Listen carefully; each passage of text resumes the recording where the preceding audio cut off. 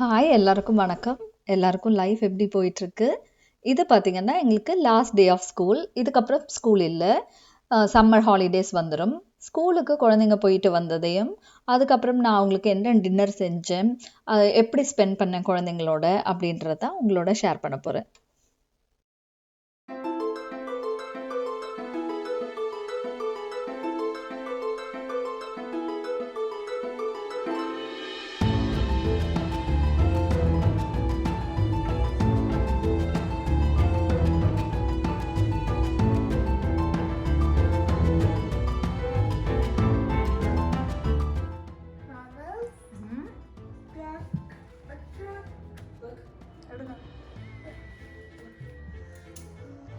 இது number lock அது காட்டுங்க. மறந்து போச்சு எனக்கு. காட்டுங்க,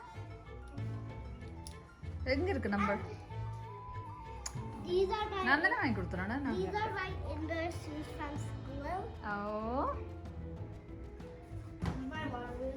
ஸ்கூல் கடைசி நாள்னா குழந்தைங்களுக்கு அவ்வளோ குஷி. ஏன்னா சொல்லிடுவாங்க இன்றைக்கி எதுவுமே இருக்காது, ஃபுல்லாக ஃபன்னாக ஏதாவது செய்வோம் ஆக்டிவிட்டீஸ் அப்படின்னு சொல்லிட்டு அது எல்லாமே சொல்லிடுவாங்க. என்ன செய்வாங்கன்னா, இப்போ இந்த பேக் பேக் பத்தாதுன்ட்டு எக்ஸ்ட்ரா பேக்ஸ் எல்லாம் கொண்டு வர சொல்லுவாங்க. நார்மலாக நம்ம பேக் ஹோமில் செய்கிற ஒர்க்ஸ் எல்லாம் வீட்டுக்கு கொண்டு வருவோம், புக்ஸ் எல்லாம் கொண்டு வருவோம். இங்கே அப்படி கிடையாது. நம்ம என்னென்ன செய்கிறோமோ அது எல்லாமே ஃபைல் பண்ணி அவங்கவுங்க பேரில் அவங்கவுங்க டேபிளில் எல்லாமே வச்சுருப்பாங்க. கடைசி நாள் தான் அதை நாங்கள் பார்க்குற மாதிரி இருக்கும். இன்டர்வியூ டைமில் பார்க்கலாம். ஆனால் இது எல்லாமே சேர்த்து மொத்தமாக பார்க்கணுன்னா கடைசி நாள் எல்லாத்தையுமே ஒரு பேக்கில் போட்டு கொடுத்து விட்ருவாங்க. இதெல்லாம் உங்கள் குழந்தைங்க செஞ்சது அப்படின்னு சொல்லிட்டு எல்லா ஒர்க்ஸையுமே நம்ம கோ த்ரூ பண்ணுற மாதிரி இருக்கும். அதுக்கப்புறம் அவங்களுடைய பேக் பேக் பத்தவே பத்தாது. ஏன்னா அந்த ஒரு வருஷத்துக்கான ஒர்க்ஸ் எல்லாமே பேப்பர் ஒர்க்ஸாக இருக்கும். ஒவ்வொரு பேப்பரில் பிரிண்ட் பண்ணி செஞ்சது எல்லாத்தையுமே ஃபைல் பண்ணி ஒவ்வொரு சப்ஜெக்டாக கொடுத்து விடுவாங்க. அதேமாரி நோட்ஸும் ப்ரொவைட் பண்ணி அதில் எழுதின நோட்ஸ் எல்லாமே அப்படி நிறைய எக்கச்சக்க பேப்பர்ஸ் ஒர்க்ஸ் தான் வீட்டுக்கு வரும்.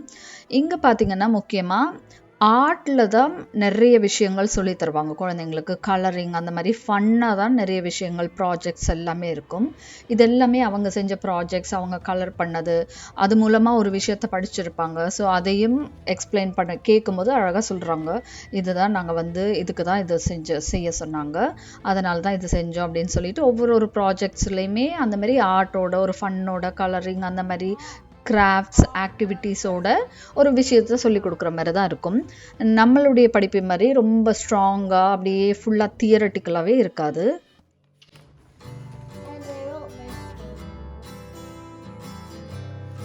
பெஸ்ட் கரெக்ட் தான். குழந்தைங்க ஸ்கூல்ல இருந்து எடுத்துட்டு வந்த ஒவ்வொரு விஷயத்தையும் நம்ம பார்த்து முடிக்கணும்னா இந்த ஒரு நாள் பத்தாது. ஏன்னா 3 பேருடைய ஒர்க்குமே அவ்வளோ நிறைய எடுத்துட்டு வந்திருந்தாங்க. ஒவ்வொரு விஷயமா எடுத்து அவங்களுக்கு எக்ஸ்பிளைன் பண்ணி அவங்க சொன்னாதான் அவங்களுக்குமே திருப்தி.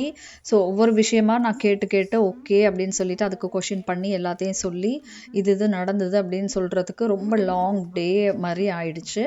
அதுக்கப்புறம் தான் டின்னர் அந்த மாதிரி செய்யணும்.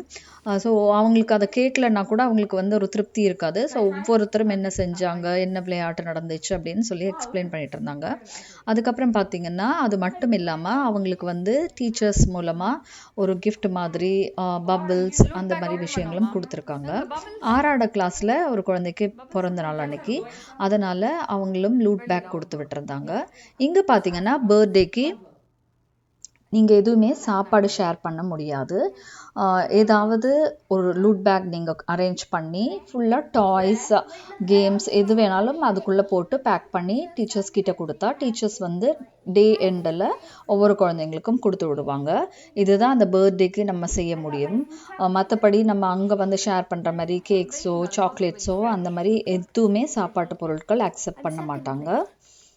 அந்த லூட் பேக்கில் நீங்கள் எவ்வளோ வேணாலும் வாங்கி போடலாம், அது உங்களுடைய இஷ்டம். அதேமாதிரி கொடுக்காட்டி கூட அது எதுவுமே பிரச்சனை கிடையாது, அதுக்கும் எந்த கேள்வியும் கேட்க மாட்டாங்க. உங்களுடைய சந்தோஷத்துக்காக குழந்தைங்கள அவங்க கொடுக்கும்போது பயங்கர சந்தோஷப்படுவாங்க. பேக்கோட ஃபுல்லாக ஒரு பெரிய பேக்கில் ஒரு 25 குழந்தைங்கன்னா 25 குழந்தைங்களுக்கும் பேக் பண்ணுறதே ஒரு ஃபன் பண்ணிவிட்டு அதுக்கப்புறம் ஸ்கூலுக்கு கொண்டு போய் கொடுக்கும்போது அவங்களுக்கு ரொம்ப திருப்தியாக சந்தோஷமாக இருக்கும். அதனாலே அந்த பர்த்டே டைம் மிஸ் பண்ணாமல் அது செஞ்சிடுறது. கடைசி நாள் எதை பார்க்குறது எதை விடுறதுன்றதை விட அதோட ஒரு குழந்தைக்கு பர்த்டேன்னும் போது ஆராக்கு பயங்கர சந்தோஷமாயிடுச்சு. அவங்க பிக்சர்ஸ் எடுத்து ஒவ்வொரு கிளாஸ்லேயுமே அந்த குழந்தைங்க செய்கிற ஆக்டிவிட்டீஸை போஸ்ட் பண்ணுவாங்க. அதாவது ஒரு வாலில் ஒட்டி வைப்பாங்க பின் பண்ணி, அதையுமே கொடுத்து விடுவாங்க. கடைசியில் நீங்கள் இந்தாங்க கொண்டு போய் என்ஜாய் பண்ணுங்க அப்படின்னு சொல்லிட்டு அந்த வருஷம் ஃபுல்லாக எடுத்த விஷயங்கள் எல்லாமே கொடுத்து விடுவாங்க. அப்படியே ஒவ்வொரு விஷயமா எடுக்க அந்த பேக்லேருந்து வந்துகிட்டே இருந்தது. நான் ஃபுல்லாக பேக் ஓப்பன் பண்ணி பார்க்கல. அதுக்கப்புறம் அஜய் வச்சுருக்கிறது பார்த்திங்கன்னா அங்கே மியூசிக்கும் சொல்லி தர்றாங்க. ஸோ அந்த மியூசிக் இன்ஸ்ட்ருமெண்ட்டையும் கடைசியில் கொடுத்து விட்டுறாங்க.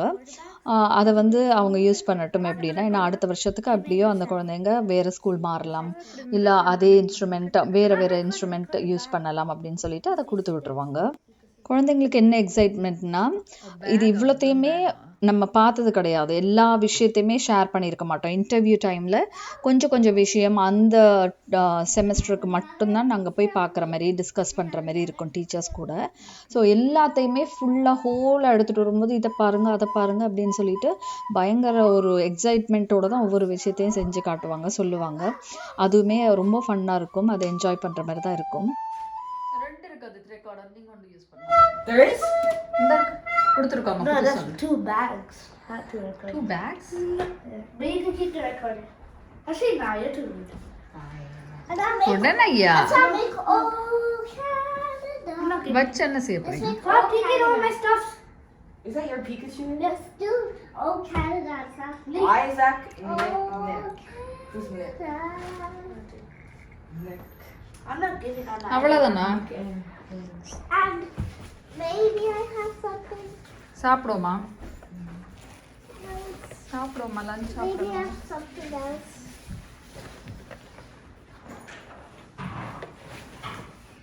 Nope.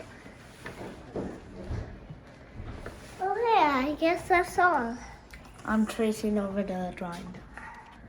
காட்டுங்க. I'm gonna color it again because it kind of got really obscure. And I guess my stuff are all done.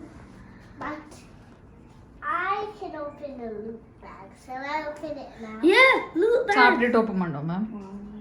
Yeah. But still, can I tell? நாளைக்கு school Well, right? we're all Monday Saturday Sunday முடிஞ்சு No. Monday school. when it's they said like 2 months.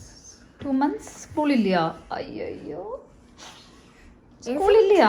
I don't know. 2 months school இல்ல, holidays, summer holidays. சொல்லுங்க. No school.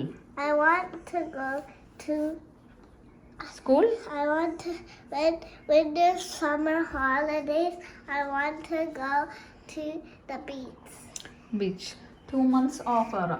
I want to go ஸ்கூலே fishing. இல்ல. I want to go fishing and Fishing, catch போகணும். fish and catch all. Yeah. And I want to go to Old Canada in Canada. Canada day இன்னும் 3 நாள் தான். I'm gonna go to Old Canada. Give my just open it. And now I'm starting to open it. போயிடுங்க. With Play-Doh. Let me get one. Let me. What is it? I choose this. A car. Okay. No looking. A maze. Oh yeah. Those stuffs. Yeah. And a pencil. And an My eraser. Kit Kat eyeliners. And a Kit Kat.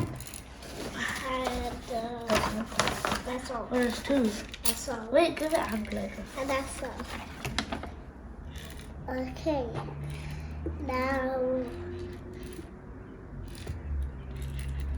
what shall we play with the I already got it to the middle. How? That's not the middle. I'm gonna draw now. And if someone wants to play Me, Play-Doh, me. okay, I have another Play-Doh. You go take that one. I'll take both of them, or one. Okay, I'll take one. You take one. You take that one. I'll take this one. Oh man, please, please.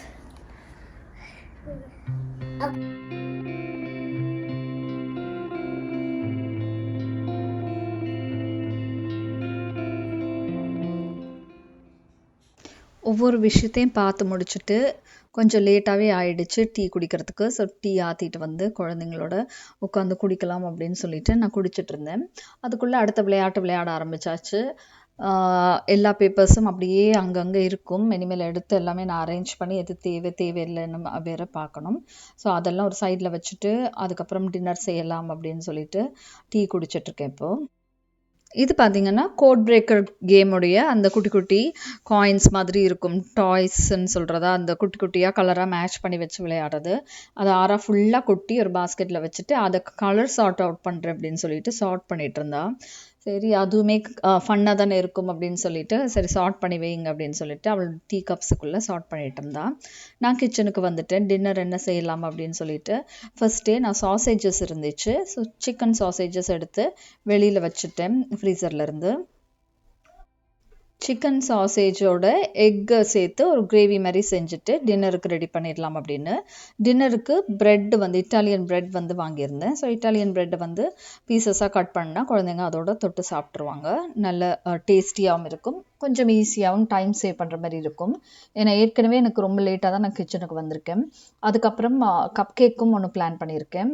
குழந்தைங்க வந்து இன்றைக்கி last day enjoy பண்ணட்டும் அப்படின்னு சொல்லிட்டு ஸ்நாக்ஸுக்கு cup கேக்கும் செய்ய போகிறேன். ஸோ டைம் வந்து கொஞ்சம் இழுத்துக்கிட்டு போகிற மாதிரி இல்லாமல் ஷார்ட்டாக எது செய்ய முடியுமோ அதை செய்ய போகிறேன். ஸோ இதுதான் எங்களுக்கு சிம்பிள் டின்னராக இருக்க போது.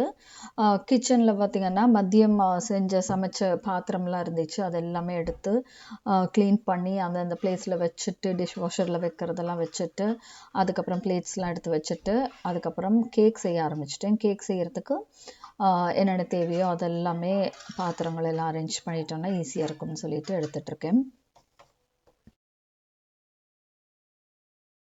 என்னென்ன தேவையோ அதை முதல்ல எடுத்து வச்சுட்டோன்னா ஈஸியாக டைம் கொஞ்சம் சேவ் ஆகும். இல்லைன்னா அப்பப்போ போய் எடுக்கிற மாதிரி இருக்கும். அதனால் எத்தனை பாத்திரம் தேவை, மெஷரிங் கப்ஸ், அதுக்கப்புறம் என்னென்ன இன்க்ரீடியன்ட்ஸ் தேவையோ எல்லாமே என்னை சுற்றி பக்கத்தில் வச்சுட்டா எனக்கு டக்குன்னு செஞ்சிடலாம் அப்படின்னு சொல்லிட்டு தான் எடுத்து அரேஞ்ச் பண்ணிகிட்ருக்கேன்.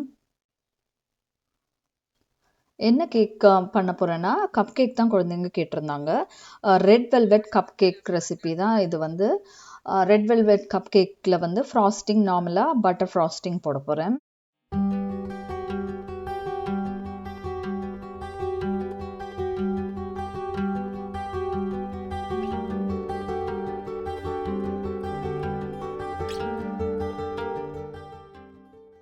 ஏதாவது நம்ம பிஸியாக வேலை செய்யும்போது தான் க்ளீன் பண்ணணும் அப்படின்னு தோணும்.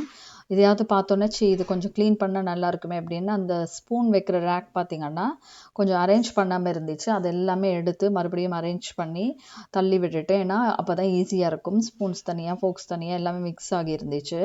அவசரத்தில் கழுவிட்டு எடுத்து வைக்கும்போது நானே சில நேரம் மிக்ஸ் பண்ணிடுவேன், இல்லை குழந்தைங்க எடுக்கும்போது மிக்ஸ் பண்ணிடுவாங்க. அதனால் சரி அதை அரேஞ்ச் பண்ணிவிட்டு அதை வந்து ஃபிக்ஸ் பண்ணியாச்சு. கிச்சனில் கப் கேக் ரெசிபி செய்கிறேன்னா என்னை சுற்றி ஒரு 3 பேர் இருப்பாங்க. அது கண்டிப்பாக இது வந்து குழந்தையிலேருந்தே அவங்க செய்கிற விஷயம். அதேமாரி நானும் அவங்கள ஓகேன்ட்டு என்கேஜ்மெண்ட்டாக இருக்கட்டும் அப்படின்னு சொல்லிட்டு பேசாமல் விட்டுடுவேன். இது அவங்களுக்கு பழகியே போச்சு. மெஷரிங் பண்ணுறதெல்லாம் ஆதித் செஞ்சு கொடுத்துருவார். ஸோ இவ்வளோ வேணும் அப்படின்னும் போது அவர் மெஷர் பண்ணி கரெக்டாக தந்துடுவார். அது இப்போ எனக்கு அது ஈஸியாகவே இருக்குது. சரி வாங்க மெஷர் பண்ணுங்கன்னா வந்து மெஷர் பண்ணிவிடுவார். ஏன்னா அவருக்கு வந்து அந்த கரெக்டாக எவ்வளோ மெஷர்மெண்ட் வருது அப்படின்னு பார்க்குறதுல ரொம்ப இன்ட்ரெஸ்ட். குழந்தையிலேருந்தே செய்கிறதால அது பிடிச்சே செய்ய ஆரம்பிச்சிட்டாங்க. அதனால் அவங்களுக்குமே அது என்கேஜ்மெண்ட்டாக தான் இருக்கும். அவங்க கேக் பீட் பண்ணுறது கூட என்னை விட மாட்டாங்க. கேக் பீட் பண்ணுறது நாங்கள் பீட் பண்ணுறோம். ஹேண்ட் மிக்சர் தான் என்கிட்ட இருக்குது. அதையே ஒருத்தர் டேர்ன் எடுத்து செய்வாங்க. இது வந்து அதே மாதிரி செய்யும்போது நான் சொல்லிடுவேன், எல்லோரும் க்ளீனாக கை கழுவி தான் வரணும்னா உடனே சோப்பெல்லாம் போட்டு கையெல்லாம் கழுவி எல்லாம் க்ளீன் பண்ணி வைப் பண்ணிட்டு தான் வந்து என்னோட கிச்சனில் நிற்பாங்க.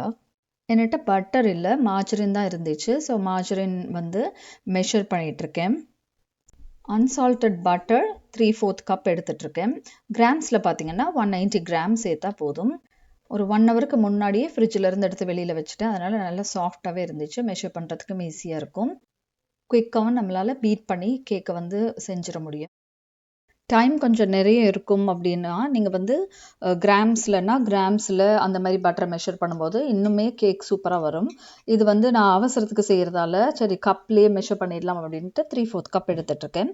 ஸோ முன்னாடி சொன்ன மாதிரி கிராம்ஸ் பார்த்திங்கன்னா 190 கிராம் சேர்க்கணும். அது மாதிரி முன்னாடியே பிளான் பண்ணிட்டோம்னா பட்டர் வாங்கியிருப்பேன். நான் பிளான் பண்ணலை, குழந்தைங்க திடீர்னு கேட்டாங்க அம்மா கப் கேக் செஞ்சு தரீங்களான்னு. சரி செய்கிறேன் அப்படின்னு சொல்லிட்டு தான் நான் இருக்கிறத வச்சு செய்கிறேன். சுகர் பார்த்தீங்கன்னா கிரானுலேட்டட் சுகர், நார்மல் ஒயிட் சுகரை நான் வந்து அரைச்சி எடுத்துக்க போகிறேன். அரைச்சி எடுத்தால் பீட் பண்ணுற டைம் வந்து சேவ் ஆகும் அப்படின்ட்டு 1 கப் சுகர் சேர்க்கணும் இதுக்கு.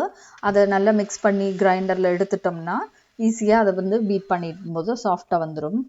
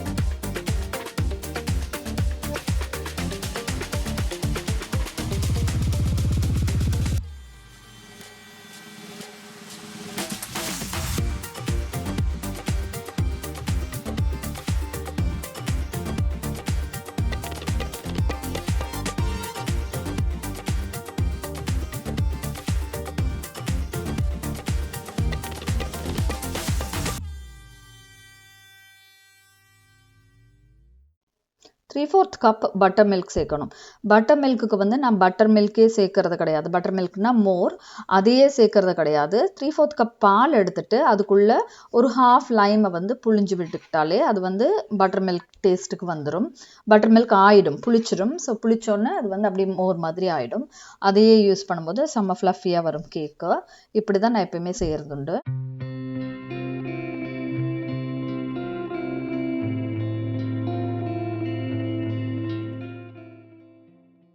என்னுடைய குட்டி ஹெல்ப்பர்ஸ் கிச்சனுக்கு வந்துட்டாங்க.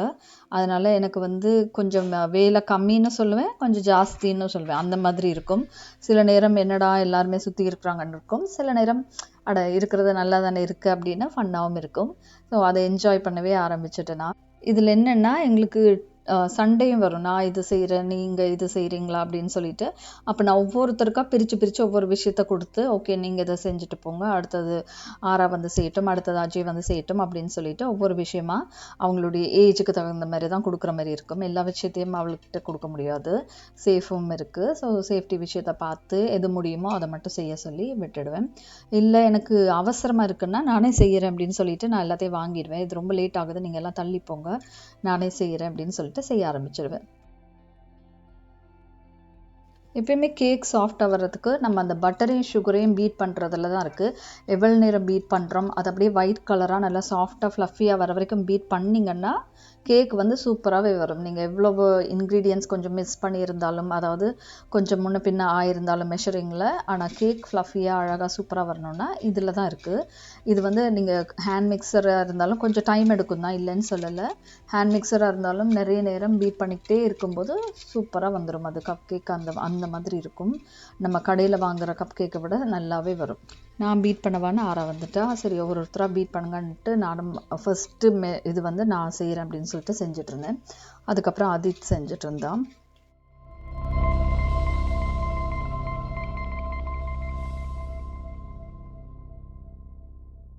இந்த மெஷர்மெண்ட்டுக்கு பார்த்தீங்கன்னா ஒரு 3 எக் சேர்த்தா போதும். மீடியம் இல்லைன்னா பெரிய எக் இருந்தால் கூட ஓகே. 3 எக் சேர்த்துக்கிட்டேன். சேர்த்து நல்லா அந்த பட்டர் சுகர் மிக்சரோட நல்லா பீட் பண்ணி எடுத்துக்கணும்.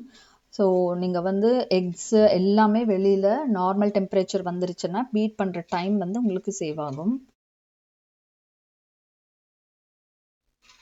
இது வந்து ஆரோட குட்டி ஃபேன். ரொம்ப வேர்க்குது இப்போல்லாம், சம்மர் அப்படின்னு கொஞ்சம் வெயில் அடிக்க ஆரம்பித்ததுமே வேர்க்க ஆரம்பிச்சிருது. ஆராக்கு கடையில் இந்த மாதிரி குட்டி ஃபேன் இருந்துச்சு. சரி நீங்கள் இதை வந்து வேர்க்கும் போது யூஸ் பண்ணுங்க அப்படின்னு சொல்லிட்டு வாங்கி கொடுத்துருந்தோம். அதை வச்சு விளையாடிட்டு இருந்தா, அம்மா உங்களுக்கு வேர்க்குதா, நான் இதில் ஃபேன் போட்டு விடுறேன் அப்படின்னு சொல்லிட்டு ஆன் பண்ணி எனக்கு இது பண்ணிட்டு இருந்தா. அதுக்கப்புறம் இந்த மைக் வந்து அவளுக்கு பர்த்டேக்கு நான் கிஃப்ட் பண்ணது. இந்த மைக்கில் பார்த்தீங்கன்னா உண்மையாகவே இது ரியல் மைக். சத்தம் போட்டால் அப்படி சத்தமாக இருக்குது. அதனால நான் நிறைய கத்தாதீங்க, நீங்கள் கத்துறோன்னா வெளியில் போய் கத்துங்க அப்படின்ற மாதிரிலாம் சொல்லிட்டு இருப்பேன். பாட்டு பாடுவா இதில். ஸோ பாட்டு பாடிட்டு இருந்தா அவளுக்கும் ஃபன்னாக இருக்குமே. நான் அவள் கேட்டுட்டு இருந்தா நான் பீட் பண்ணுறேன்னு. நான் சொன்னேன் நீங்கள் பீட் பண்ண தேவையில்லை, அண்ணா பீட் பண்ணுறாரு, நீங்கள் பக்கத்தில் நின்று பார்த்துட்டுருங்க அப்படின் போது அவள் பாட்டு பாடிட்டு இருந்தா. முட்டை சேர்த்து பீட் பண்ணதுமே அந்த பட்டர் மில்க்கை அதுக்கப்புறம் தான் மிக்ஸ் பண்ணி பீட் பண்ணணும். அதை எடுக்க மறந்துட்டேன், அதனால் உங்களுக்கு காட்டுறதுக்காக இதை வந்து எடுத்துட்ருக்கேன். ஸோ அதுக்கப்புறம் தான் பேக்கிங் பவுடர் அதெல்லாம் சேர்த்துக்கிட்டேன். கொக்கோ பவுடர் சேர்த்தா தான் ரெட் வெல்வெட் கப் கேக் நல்லாயிருக்கும். ஸோ கொக்கோ பவுடர் எவ்வளோன்னு பார்த்தீங்கன்னா 2 teaspoon, baking soda 1/4 teaspoon, baking powder 1 teaspoon. இது கிராம்ஸில் வேணும்னு பார்த்தீங்கன்னா 1 டீஸ்பூன் 4 கிராம்ஸ். அதுக்கப்புறம் cocoa powder 2 teaspoon 4 grams, baking soda 1/2 teaspoon 1 gram அப்படின்னு வரும். ஸோ இவ்வளோத்தையும் சேர்த்து நல்லா அரைச்சிக்கணும். மாவு எப்பயுமே சேர்க்கறதுக்கு முன்னாடி அரைச்சிட்டோன்னா அதில் ஏதாவது கட்டி அந்த மாதிரி இருந்துச்சுன்னா உங்களுக்கு கிளியராக வந்துடும். அதனால் எல்லா பவுடரையும் சேர்த்து ட்ரை இன்க்ரீடியன்ட்ஸ் நான் சீவ் பண்ணி எடுத்துக்கிறேன். அந்த நீங்கள் அடித்து வச்ச கலவையோட வெனிலா வந்து பியூர் வெனிலாவாக இருந்தால் சூப்பராக இருக்கும் ஸ்மெல். ஸோ வெனிலா எக்ஸ்ட்ராக்ட் வந்து 2 டீஸ்பூன் சேர்த்துக்கிறேன். சேர்த்து பிளெண்ட் பண்ணதுக்கப்புறமா இந்த அரிச்சு வச்ச மா கலவையை வந்து கொஞ்சம் கொஞ்சமாக அதுக்குள்ளே போட்டு அந்த பட்டர் மிக்ஸோட போட்டு மிக்ஸ் பண்ணி எடுத்துக்க வேண்டியதுதான். கலருக்கு வந்து ரெட் கலர் சேர்த்துக்கணும், அப்போ தான் ரெட் வெல்வெட் கேக் கலர் வரும். நான் வந்து கலர் வந்து ரொம்ப டார்க்காக வீட்டில் போட்டு இது வரைக்கும் செஞ்சது கிடையாது. ரெட் வெல்வெட் கப் கேக்னால் நல்ல ரெட் கலரில் இருக்கணும்னு தான் தெரியும். ஆனால் ரெட் கலர் அவ்வளோவா உடம்புக்கு நல்லதில்லை அப்படின்ட்டு நான் எப்போயுமே ரொம்ப கம்மியாக அந்த கலரே தெரியாத மாதிரி ப்ரௌன் கலரில் கூட சம்டைம்ஸ் ஆகிடும் கேக். அந்த மாதிரி தான் செய்கிறது உண்டு. நான் குழந்தைங்களுக்கு அது கூடாது அப்படின்னு சொல்லிட்டு அதை அவாய்ட் பண்ணிக்கிறது.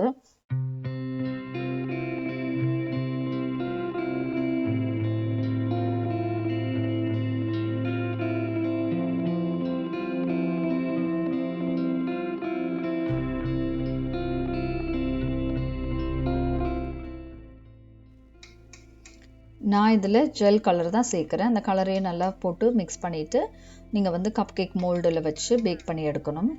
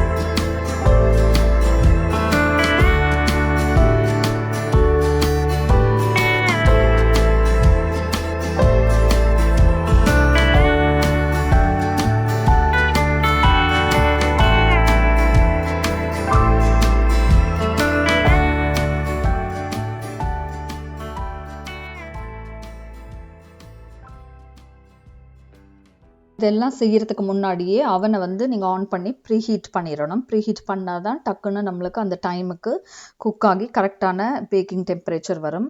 அதனால் முன்னாடியே ப்ரீஹீட் பண்ண ஆன் பண்ணி விட்டுட்டேன். எவ்வளோத்தில் நீங்கள் பேக் பண்ணி எடுக்கணும்னு பார்த்தீங்கன்னா 350 டிகிரி ஃபாரன்ஹீட்டில் 15 to 20 மினிட்ஸ் பேக் பண்ணி எடுத்துக்கலாம். ஒவ்வொரு அவன் வந்து டிஃப்ரெண்ட்டாக இருக்கும். ஸோ நீங்கள் வந்து ஒரு 20 மினிட்ஸில் செக் பண்ணி பார்த்துட்டு அதுக்கப்புறம் உங்களுக்கு தேவைன்னா ஒரு 2-3 மினிட்ஸ் எக்ஸ்ட்ரா வச்சு எடுத்துக்கலாம்.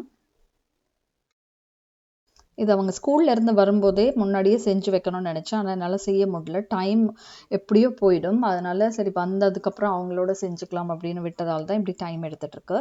இல்லைனா முன்னாடியே செஞ்சு வச்சுருந்தா ஸ்கூலால் வந்தோடனே சாப்பிட ஆரம்பிச்சிருப்பாங்க. இப்போ காலியே ஆகிருக்கும்.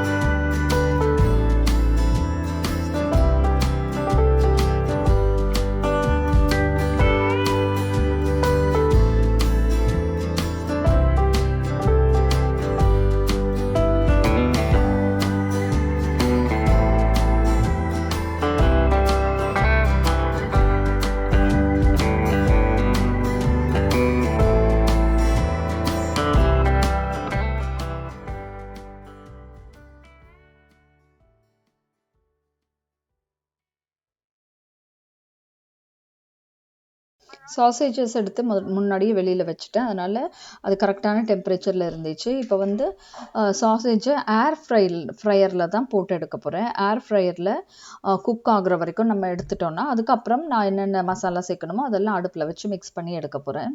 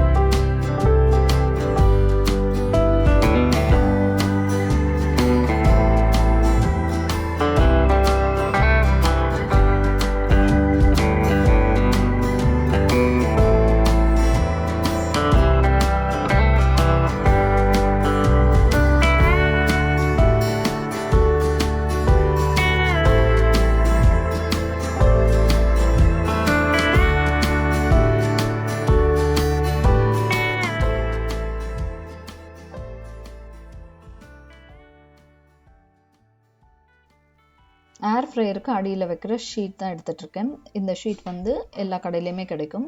நீங்கள் ஏர் ஃப்ரையர் யூஸ் பண்ணும்போது ஒவ்வொரு காலம் இந்த பேப்பரை வச்சிட்டிங்கன்னா அது வந்து ஏர் ஃப்ரையர் க்ளீன் பண்ணுறதுக்கு நல்லா ஈஸியாக இருக்குது. அதனால் நான் இது யூஸ் பண்ணிகிட்ருக்கேன் இப்போது. ஸோ ஃப்ரையரை எடுத்துகிட்டு அதுக்கு அடியில் இந்த பேப்பரை வச்சுட்டு அதுக்கப்புறம் என்ன வேணுமோ போட்டு மிக்ஸ் பண்ணிட வேண்டியதுதான்.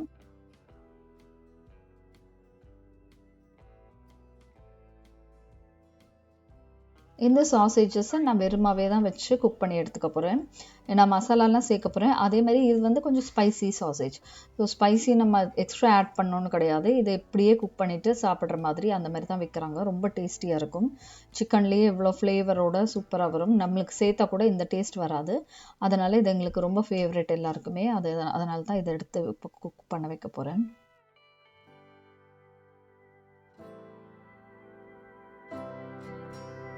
I'll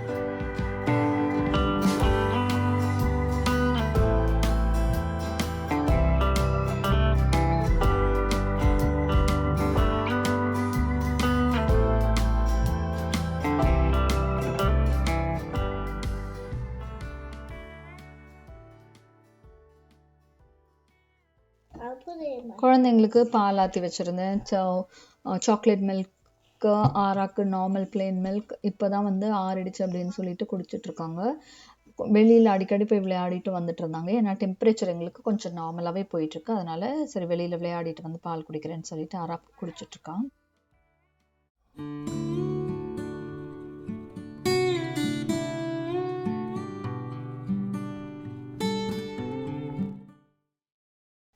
டீ குடித்த பாத்திரங்கள், அதுக்கப்புறம் கிச்சனில் இருந்த பாத்திரங்கள்லாம் இப்போ நான் க்ளீன் பண்ணிகிட்ருக்கேன். அப்பப்போ பாத்திரம் கழுவலைன்னா பாத்திரமும் சிங்கில் நிறைய சேர்ந்துடும். அதனால சரி இதை கழுவி வச்சுட்டு அடுத்த வேலையை பார்க்கலாம் அப்படின்ட்டு கழுவிட்டுருக்கேன்.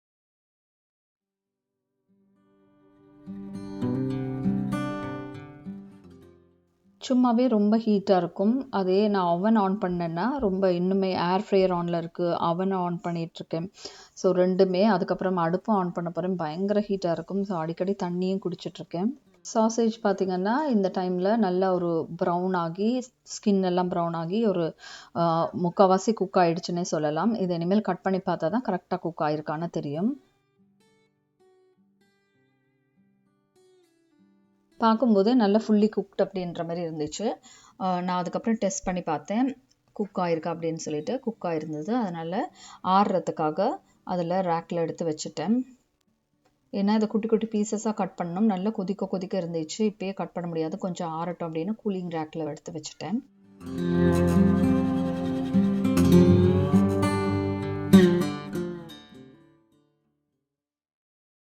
இந்த சாசேஜ் எக் கிரேவி செய்கிறதுக்கு 2 மீடியம் சைஸ் வெங்காயம், ஒரு தக்காளி, ஒரு 4-5 பச்சை மிளகாய் உங்களுடைய காரத்துக்கு ஏற்ற மாதிரி சேர்த்துக்கலாம். நான் வந்து அந்த சாசேஜில் கொஞ்சம் காரம் இருக்குது, இருந்தாலுமே கொஞ்சம் ஸ்பைசியாக இருந்தால் நல்லாயிருக்கும் அப்படின்னு சொல்லிட்டு ஒரு 5 பச்சை மிளகாய் அப்படியே சேர்த்துக்க போகிறேன். குட்டி குட்டியாக வெட்டிட்டிங்கன்னா அந்த வெங்காயத்துடைய இதுவே தெரியாது. அதனால் குட்டி குட்டியாக பொடிசாக வெங்காயத்தை வெட்டி வதக்கி எடுத்துக்கணும்.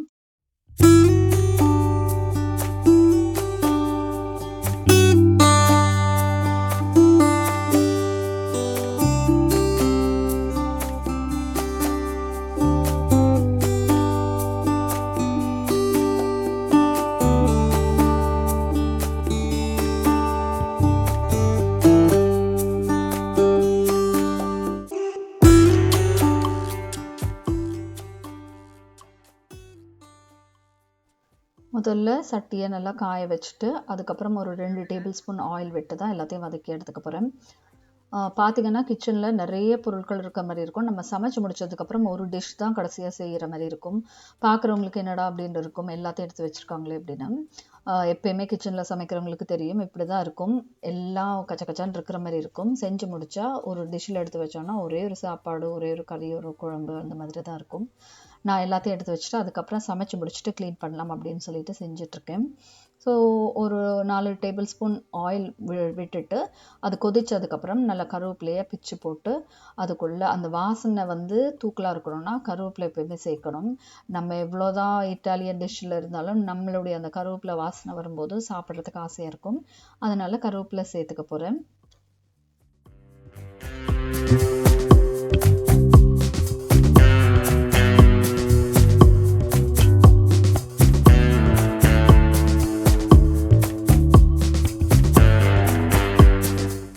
அந்த 2 வெங்காயம், கருவேப்பிலை, பச்சை மிளகாய் எல்லாத்தையுமே அந்த எண்ணெயில் போட்டு மீடியம் ஹீட்டில் வச்சு வதக்கி எடுத்துக்கணும். ஒரு கோல்டன் ப்ரௌன் ஆனால் போதும். ஏன்னா இது இந்த மசாலா ரெடி பண்ணுறதுக்கு இந்த வாசனை ரொம்ப முக்கியம். வெங்காயம் சேர்க்காமல் நல்லா இருக்காது சாசேஜ். அதனால் நல்லா வதக்கி எடுத்ததுக்கு அப்புறம்தான் தக்காளி சேர்க்கணும். அதுக்கு முன்னாடியே அவசரப்பட்டு தக்காளி சேர்த்தா இந்த மசாலா நல்லா இருக்காது. ஏன்னா எல்லாமே அப்படியே சேர்ந்து அந்த கிரேவியோட முட்டையும் சேர்க்க போகிறோம் கடைசியில். அதனால தான் நான் சொல்கிறேன், நல்லா வதக்கி எடுத்துக்கிட்டா தான் அந்த டேஸ்ட் சூப்பராக இருக்கும் ப்ரெட்டோடு சாப்பிட்றதுக்கு. குட்டி குட்டியாக தக்காளியை பொடிசாக கட் பண்ணி எடுத்துக்கிட்டால் ரொம்பவே நல்லது. அரைச்சி சில பேர் சேர்ப்பாங்க. எனக்கு அரைச்சி சேர்க்குறது அந்த டேஸ்ட் பிடிக்கவே பிடிக்காது. அதனால் எப்பயுமே எவ்வளோ முடியுமோ அந்த மாதிரி பொடிசாக கட் பண்ணிவிட்டு சேர்த்து வதக்கி எடுத்துக்கணும். இதில் வந்து நம்மளுக்கு ஏற்ற மாதிரி நம்ம மசாலா சேர்த்துக்கலாம். நம்ம நார்மல் மசாலா சேர்க்குறத விட இந்த grill பண்ணும்போது சேர்க்குற மசாலாஸ் ரொம்பவே பிடிக்கும். க்ரில்லுக்கு பாபிக்யூ சிக்கனுக்கு அந்த மாதிரி சேர்க்குற மசாலா சென்ட்டு இருந்தது, அதுதான் எடுத்து சேர்க்க போகிறேன். நான் சேர்க்குறது பார்த்திங்கன்னா பாபிக்யூ மசாலா இருந்துச்சு, அதை தான் 2 டேபிள் ஸ்பூன் சேர்த்துக்க போகிறேன். இந்த பக்கம் என்ன நடக்குதுன்னு பார்த்தீங்கன்னா, அலெக்ஸாவில் பாட்டு கேட்டுட்டு இருந்தேன். பாட்டு கேட்டுட்டு இருக்கும்போது ஆரா வந்து ஆட ஆரம்பிச்சுட்டா. சரி ஆடுங்க அப்படின்னு சொல்லிட்டு அவளும் எனக்கு பின்னுக்கு ஆடிட்டே இருந்தா. இந்த பக்கம் நான் வந்து என்னுடைய வேலையை செஞ்சுட்டு இருந்தேன். ரொம்பவே என்டர்டைன்மெண்ட்டாக இருந்தது. இந்த பக்கம் ஒரு சைட் பாட்டு, இந்த பக்கம் டான்ஸு, இந்த பக்கம் வேலை அப்படின்னு ஓடிட்டு இருந்தது. ரொம்ப எல்லாம் தமிழ் பாட்டு பார்க்குறது கிடையாது. பட் தமிழ் பாட்டு ஏதாவது கேட்டால் ஆட ஆரம்பிச்சிருவா. அவளுக்கு வந்து ஸ்டெப்ஸ் எப்படி போடுறதுன்னு சில விஷயங்கள் தெரியுது, சில விஷயம் தெரியலை. ஸோ கையை காட்டி இப்படி செய்யுங்க அப்படின்னா செய்ய ஆரம்பிச்சிருவா. அவளுக்குமே பயங்கர சந்தோஷமாயிடும். ஆட ஆரம்பித்தா ஸ்டாப் பண்ணவே மாட்டா, ஆடிக்கிட்டே இருப்பா. எல்லாரும் டான்ஸுக்குன்னு எந்த கிளாஸுமே சேர்க்கல. அவள் கேட்டுக்கிட்டே இருப்பா, என்னை வந்து டான்ஸ் கிளாஸில் சேர்த்து விடுங்க அப்படின்னு சொல்லிட்டு. முன்னாடி குழந்தையா இருக்கும்போது பேலே பழகணும் அப்படின்னு கேட்டுட்டு இருந்தா. சரி கொஞ்சம் வளர்ந்த அப்புறம் தானே இது பிடிக்குது அப்படின்னு தெரியும் அப்படின்னு சொல்லிட்டு வெயிட் பண்ணுங்க அப்படின்னு சொல்லியிருக்கோம். சாசேஜ் பாருங்கள், சூப்பராக உள்ள குக்காக இருந்தது. வெளியில் பார்க்கும்போது ரொம்ப ட்ரையாக இருக்கிற மாதிரி இருக்கும் ஸ்கின். ஆனால் சாசேஜ் இப்படி தான் பாபிக்யூவில் நம்ம கிரில் பண்ணி எடுக்கும்போதும் இருக்கும். ஆனால் டேஸ்ட் வந்து ரொம்ப வெளியில் பார்க்கும்போது கருகின மாதிரி இருக்கும், ஆனால் அந்த மாதிரி இல்லாமல் நல்லா கரெக்டாக குக்காக இருந்தது. இந்த பக்கம் நானுமே அவளுக்கு ஆட சொல்லி கொடுத்துட்டு இருந்தேன், வேலையும் செஞ்சுட்டு இருந்தேன். இதில் இன்னொரு முக்கியமான விஷயம், நம்ம ஆடின பாட்டை இதில் உங்களுக்கு போட முடியாது. அதனால் பாட்டு இல்லாமல் தான் இருக்க போது, நல்லாவே இருக்காது. பாட்டோடு பார்த்திங்கன்னா ரொம்ப சூப்பராக ரசிக்கிற மாதிரி இருந்திருக்கும். எனக்குமே கவலை தான், போட முடியாது இல்லை நம்ம, அதனால் அப்படியே வெட்டுற போகிறேன். எனக்கு ஒரு டைமுக்கு மேலே டயர்ட் ஆகிடும். ஆனால் இவ விடவே மாட்டா, தொடர்ந்து ஆடிக்கிட்டேன்னு நான் சொல்ல, போதும் இதுக்கப்புறம் நாளைக்கு ஆடிக்கலாம், அதுக்கப்புறம் வெறுத்தே போயிடும் அப்படின்னு சொல்கிற அளவுக்கு நைட் ஃபுல்லாக ஆடிக்கிட்டே இருப்பாள்.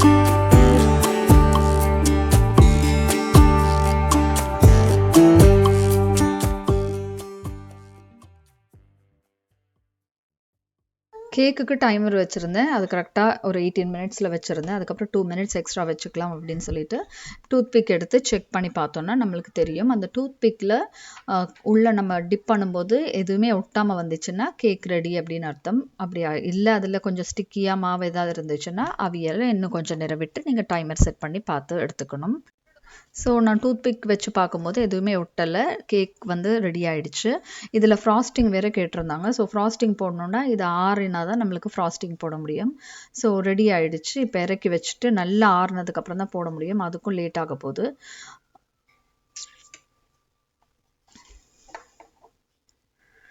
வெளியில் தூக்கி வச்சுட்டா கூலிங் ரேக்கில் அது பாட்டுக்கு கூல் ஆகிட்ருக்கும். இந்த பக்கம் நான் சாசேஜ் ரெடி பண்ணி வச்சுட்டேன்னா அதுக்கப்புறம் கப் கேக்குக்கு ஃப்ராஸ்டிங் போட்டுட்டு நானுமே சாப்பிடலாம் அப்படின்னு சொல்லிட்டு இறக்கி வச்சுட்டேன். பாருங்கள், டூத் பிக் எடுக்கும்போது நல்லா கிளியராக வரும், வெட்னஸும் எதுவுமே இருக்காது. இதில் வந்து நான் கொஞ்சமாக இஞ்சி பூண்டு விழுது சேர்த்துக்க போகிறேன். இஞ்சி பூண்டு விழுது சேர்த்துக்கிட்டாலும் வாசனை நல்லாயிருக்கும், டேஸ்ட் தூக்கலாக இருக்கும். இஞ்சி பூண்டு விழுது இது ஃப்ரீசரில் நான் அரைச்சி வச்சுருக்கேன். ஸோ குட்டி குட்டி க்யூப்ஸாக கட் பண்ணி வச்சுருக்கேன். அதில் ஒரு க்யூப் சேர்த்து நல்லா வதக்கி விட்டுக்கணும். இஞ்சி பூண்டு சேர்த்ததுக்கப்புறம் கொஞ்சம் லோ ஃப்ளேம்லேயே தான் நம்ம குக் பண்ணுற மாதிரி இருக்கும். ஹை ஃப்ளேமில் விட்டிங்கன்னா ஃபுல்லாக தீஞ்சு போயிடும். அதனால் லோ ஃப்ளேமில் விட்டு குக் பண்ணி எடுத்துக்கணும். அதோடைய பச்சை வாசனை போகிற வரைக்கும் நம்ம குக் பண்ணி எடுத்துட்டு அதுக்கப்புறம் என்ன மசாலா சேர்க்கணுமோ சேர்க்க போகிறேன். இதில் நான் சொன்ன மாதிரி பாபிக்யூ மசாலா இருந்துச்சு. பாபிக்யூ க்ரில் பண்ணும்போது நம்ம சிக்கனுக்கு சேர்க்குற மசாலா அது 1 டீஸ்பூன் சேர்த்துட்டு அதுக்கப்புறம் இது வந்து பார்த்திங்கன்னா பார்ஸ்லே 1 ஸ்பூன் சேர்த்துக்க போகிறேன். அதுவும் வாசனை ரொம்பவே நல்லாயிருக்கும். இது ட்ரைடு பார்ஸ்லே அது கொஞ்சம் சேர்த்துட்டு மிக்ஸ் பண்ணி எடுத்துக்க போகிறேன். சாசேஜ் குக் பண்ணி எடுத்ததால் இது நம்மளுக்கு வேலை ஈஸி தான். சாசேஜை வந்து குக் பண்ணிவிட்டு நிற்க தேவையில்லை. இந்த மசாலா மட்டும் ரெடி பண்ணிவிட்டு அதுக்கப்புறம் கடைசியில் சாசேஜ் சேர்க்க வேண்டியதான். இதில் காரத்துக்கு ஏற்ற மாதிரி நான் சில்லி ஃப்ளேக்ஸ் சேர்க்க போகிறேன். குழந்தைங்க சாப்பிட்றதால ஏற்கனவே நான் பச்சை மிளகாய் ஒரு 4-5 சேர்த்துருக்கேன். அதுக்கு 1 டீஸ்பூன் ட்ரைடு சில்லி ஃப்ளேக்ஸ் சேர்த்துக்கிறேன்.